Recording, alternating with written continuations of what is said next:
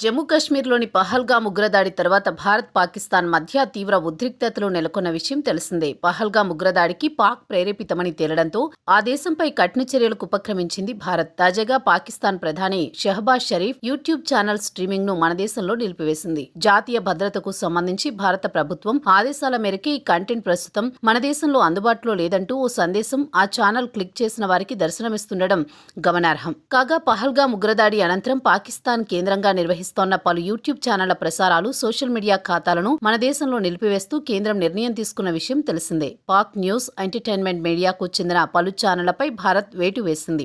పాకిస్తాన్ మాజీ క్రికెటర్లు షోయబ్ అఖ్తర్, బాసిత్ అలీ, షాహిద్ అఫ్రీదీ ఛానళ్లను కూడా నిలిపివేసింది. పాక్ రక్షణ మంత్రి ఎక్స్ ఖాతాను కూడా బ్లాక్ చేసింది.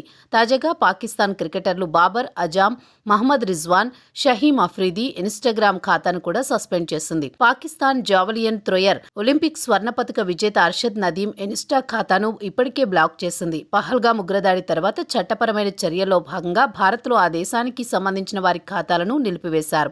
సింధు నదీ జలాల నిలిపివేతతో పాక్ పౌరుల వీసాలు రద్దు, పాక్ విమానాలకు భారత గగనతలం మూసివేత లాంటి కఠిన చర్యలను భారత్ తీసుకున్న విషయం తెలిసిందే. ఇటీవల జమ్మూ కాశ్మీర్లోని పహల్గామ్లో జరిగిన ఉగ్రదాడిలో 26 మంది పర్యాటకులు ప్రాణాలు కోల్పోయిన విషయం విదితమే. ఈ ఘటనకు కారణమైన పాకిస్తాన్పై భారత్ కఠిన చర్యలకు దిగింది. మరోవైపు జమ్మూ కాశ్మీర్తో పాటు సరిహద్దులో ఉగ్రవేటు కొనసాగిస్తున్నాయి భారత భద్రతా దళాలు.